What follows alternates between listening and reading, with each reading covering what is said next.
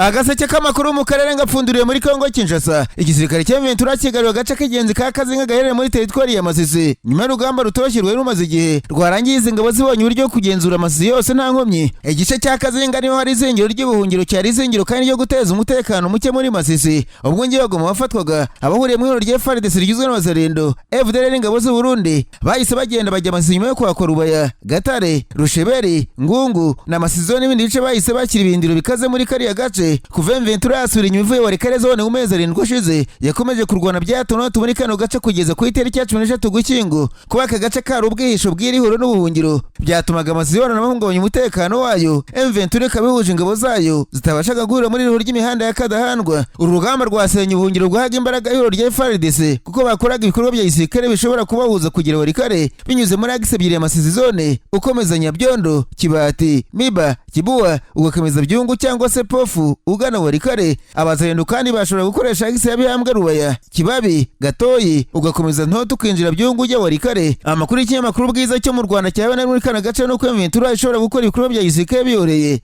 birimo guhiga abagize ihuriro bahereye Gatoyi cyangwa se gurupu ya Bugabo mu buryo bworoshye. Kazinga bagamo regime ya FARDC yarimo ibigo bitanu bya gisirikare iyobowe na Colonel Moko we wahunze imirwano kuwa kane mu gitondo akajya Warikare. Imirwano yari imaze iminsi ze FARDC abazendo benshi basize ubuzima. Imirwano ikomeye hagati y'abarwanyi umutwe M23 n'ingabo za leta zifatanyije imitwe y'abazarendo mu duce dutandukanye twa Masisi kuwa kane yatumye abantu barwa mu bihumbi bata ingo zabo barahunga nk'uko sosiyete sivile ya Masisi yabitangaje. Muri iki cyumweru muri rusange cyaranzwe imirwano mu bice by'uburengerazuba n'amajyepfo ya teritwari ya Masisi muri kimwe majyaruguru hagati y'izi mpande zombi. Kuwa kane uduce twa grupu muzanya amaboko ya mbere muri Masisi twabaye isibanuro ry'imirwano iteye ubwoba nk'uko Voltaire Batungi ukuriye sosiyete sivile ya Masisi yabwiye ikinyamakuru BBC.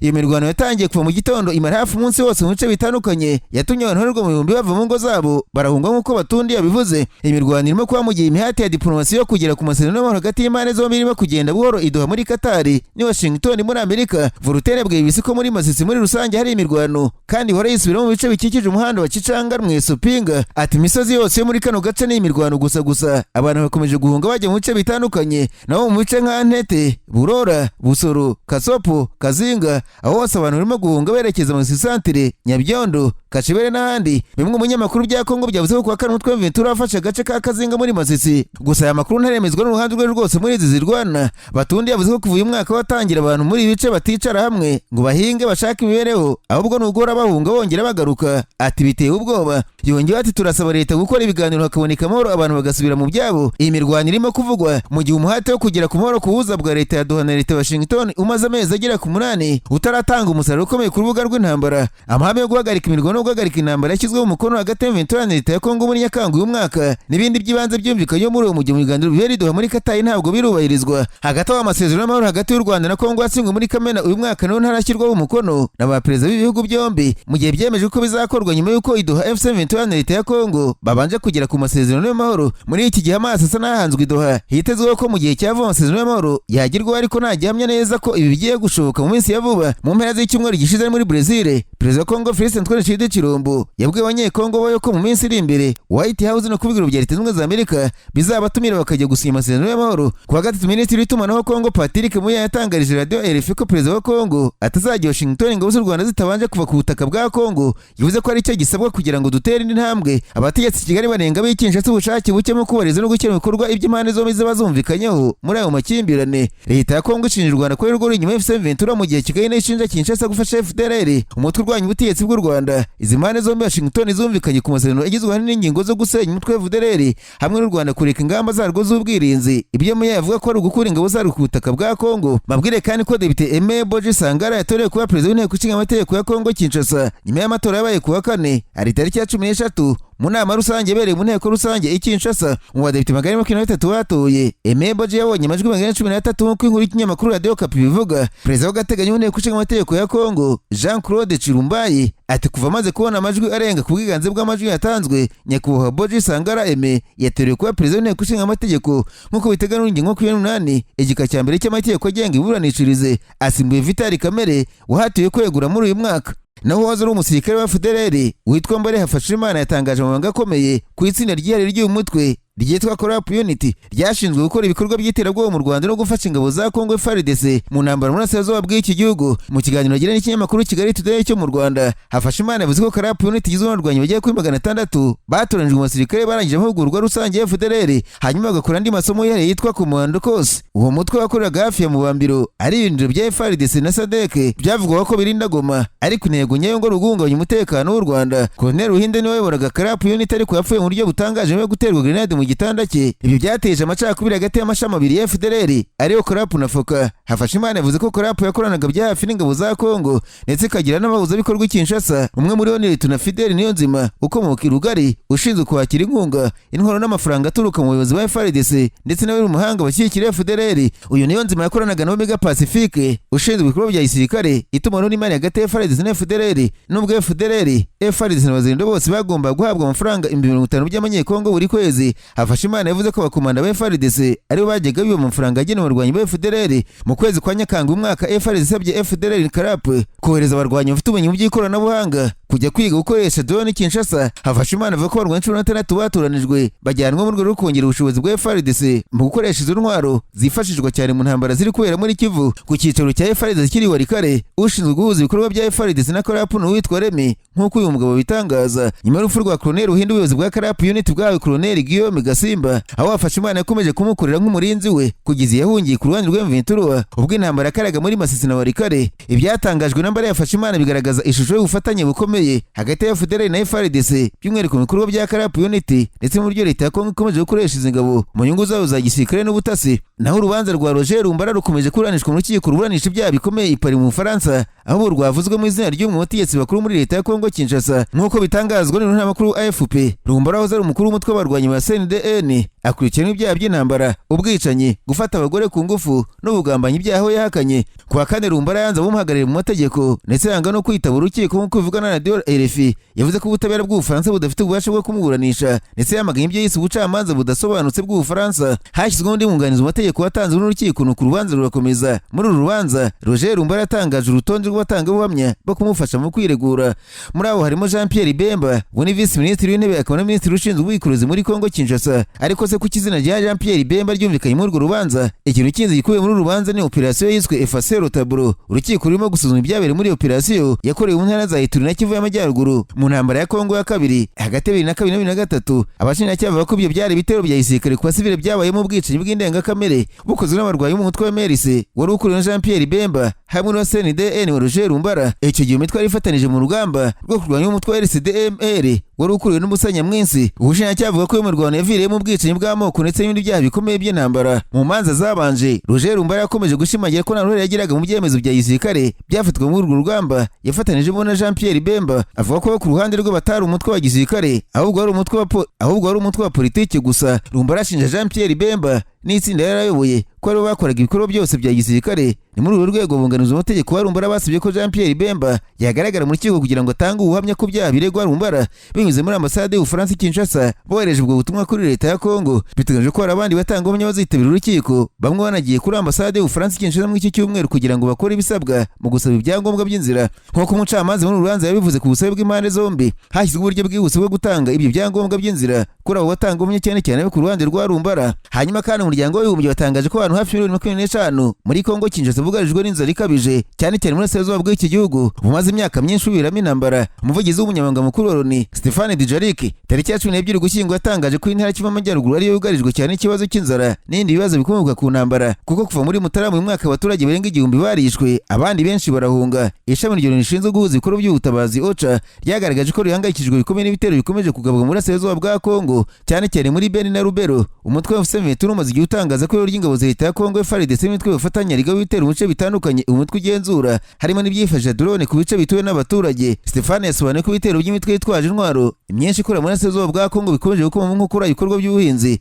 byakwaye bifasha abaturage kubona ibyo barya bikanafunga imihanda yifashishwa mu bwikuruzi bw'ibicuruzwa. Yagaragaje ko urwego rw'ubuvuzi narwo rwahungabanyijwe bikomeye n'amakimbirane kuko kuva muri Mutarama mu mwaka 2006 yagabwe ibitero yiyongeraho ayandi 22 yatewe mu mwaka ushize. Umuvugizi w'umunyamabanga mukuru yatangaje ko amavuriro arenga 50% ijana adakora bituma abaturage barenga 150,000 babura serivisi z'ubuvuzi. Yagaragaje ko igihangayikishije cyane ari uko batabazi bura uko bagera ku baturage bafite ibibazo kugira ngo bagezeho ibyo babageneye birimo imiti n'ibiribwa. Ubusesenguzi bwakozwe ku ngaruka amakimbirane yo muri Kongo Kinshasa akomeje kugera ku baturage bugaragaza ko umubare bugarijwe n'inzara ikabije muri iki gihugu bashobora kugera hafi kuri 27,000,000 mu gihe cya mbere cy'umwaka utaha. Mve muri Kongo Kinshasa ariko mubwiye ko umutwe wa MLDP twirwaneho urwanya ubutegetsi bwa Kongo Kinshasa watangaje ko igisirikare cy'u Burundi cyashinje abanyamurenge batuye mu Minembwe gukorana n'abanzi cyabeshye ko ariyo mpamvu yo kubicisha inzara binyuze mu gufunga inzira banyuragamo bajya ku masoko. Umuryango Mahoro Peace Association uharanira uburenganzira bw'abanyamurenge umaze iminsi ugaragaza ko ingabo z'u Burundi zibumbiye muri bato zirenga 10 zagose Minembwe zishinga ibigo bya gisirikare birenga 70 mu bice bihakikije. Nyuma y'iminsi umuvugizi w'ingabo z'u Burundi Brigadier General Gaspard baratuzakana aya makuru ku itariki ya 11 z'ukwezi kwa 11 yemera ibisi ko abasirikare babo bafunze inzira batuye mu Minembwe banyuragamo mu rwego rwo gukumira abanzi kugira ngo batagera muri Uvira. General de Brigade baratuza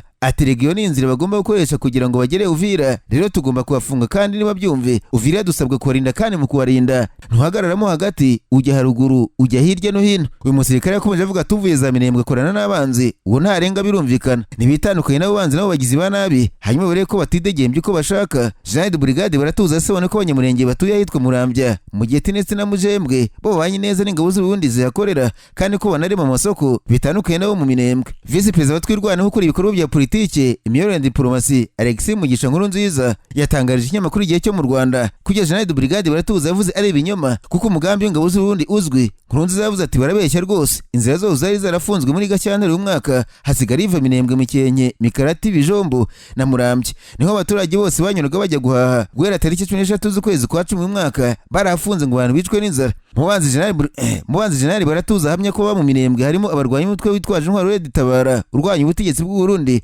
ariko nkuru nziza yasobanuye ko ibyo ari ibinyoma kuko twirwanaho yirukanye uyu mutwe kuko wakoranaga na Wazalendo. Nkuru nziza ati nta Dflr na FNL iba mu Minembwe kuko Dflr twarayirwanije ubwo wakoranaga na Mayimayi Wazalendo.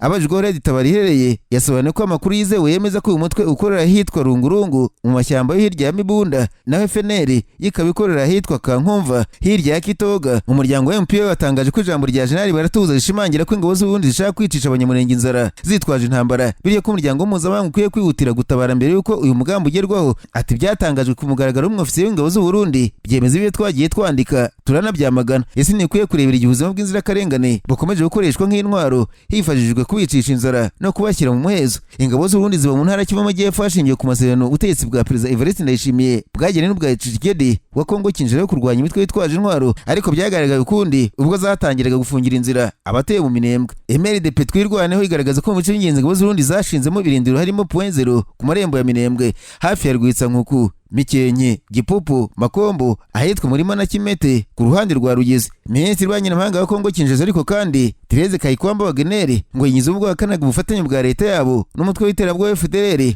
urwanya ubutegetsi bw'u Rwanda. Mu kiganiro na Jazira Minisitiri Kayikwamba yibukijwe ko leta ya Kongo asabwe guhagarika ubufatanye n'umutwe wa FDLR kandi ibyo bigakorerwa ubugenzuzi. Muri iki kiganiro cyasohotse tariki ya 13 Ugushyingo umunyamakuru waje Kayikwamba ati wabwira isi ko mudafasha FDLR amusubiza azunguza umutwe ati ndufasha FDLR ntituyifasha. Minisitiri Kayikwamba yavuze ko FDLR abanyarwanda bazi imyaka 30 ku butaka bwacu bahungabanyije abaturage bacu si abanyarwanda. Uyu muyobozi yibukijwe ko hashize imyaka myinshi imiryango mpuzamahanga iharanira uburenganzira bw'ikiremwa muntu igaragaza ko Kongo ikorana na FDLR cyangwa se ikayirwanya bitewe no kubana ubutegetsi bwayo n'ubwo u Rwanda bihagaze. Yarugero rwa raporo za 2009 asubiza turi kuvuga ibyo 2009 kandi 2025. Mu gihe Minisitiri Kayikwamba yarakomeje kuyobya umunyamakuru yambwiye ko akanama k'umuryango w'abibumbye gashinzwe umutekano tariki 21 Gashyantare umwaka katoye umwanzuro 27/73 wahamagana gufasha ingabo za Kongo z'imitwe yitwaje intwaro cyane cyane FDLR unasaba ko ubwo bufasha buhagarara. Minisitiri Kayikwamba abajijwe niba n'akanama karundi karabeshye ingabo za Kongo asubiza ko niba ubufasha FDLR ihabwa butaba bushingiye kuri politiki ya leta ahubwo ko bwa butangwa mu basirikare b'Abanyekongo. Ati niba ubufasha bwa FDLR ntekereza ko ari itandukaniro ry'ingenzi ukwiye kugaragaza si politiki ya leta. Turi kuvuga ku bantu ku giti cyabo mu gisirikare kandi iyo tubonye ibimenyetso byabyo dufite uburyo bwo kubibabaza tukabafatira ibihano. Ubwo Minisitiri Kayikwamba yasubizaga iki kibazo umunyamakuru wamuje impamvu akanama karundi katasubye abasirikare ku giti cyabo muri Kongo guhagarika ubufasha ba leta kakabisaba igisirikare cya leta niba kuko atari politiki ya leta. Uyu muyobozi yemeye ko igisirikare cya leta aricyo cyagomba gusaba guhagarika ubwo bufasha kubera ko aricyo gishinzwe abasirikare kugira ngo urenga ku mabwiriza n'amategeko azabihanirwe. Tariki ya 10 Ukwakira hashingiwe ku itegeko n'amasezerano y'amahoro ya Washington igisirikare cya Kongo cyasabye urwanya FDLR kurambika intwaro kugira ngo bacyurwe mu Rwanda gisaba abasirikare b'Abanyekongo guhagarika gukorana nabo. Umunyamakuru yagaragarije Kayikwamba ko nubwo bavuga ko abasirikare bake ba Kongo Kinshasa ari bashobora kubakorana na Dflr, itangazo ry'igisirikare cya leta ribasaba guhagarika ubu bufatanye rica amarenga ku kibazo cyaba cyarageze mu rwego rukomeye. Minisitiri Kayikomba yavuze ko igisirikare cya Kongo gikomeje gukanguramaga busaba Dflr kurambika intwaro. Yabajijwe niba abarwanyi b'umutwe baratangiye kubahiriza ubwo busabe, asubiza ko basanzwe bazirambika hashingiwe kuri gahunda ya Loni yo gusubiza mu buzima busanzwe abahoze umutwe w'inyeshyamba. Umuvugizi wa Dflr ku rwego rwa gisirikare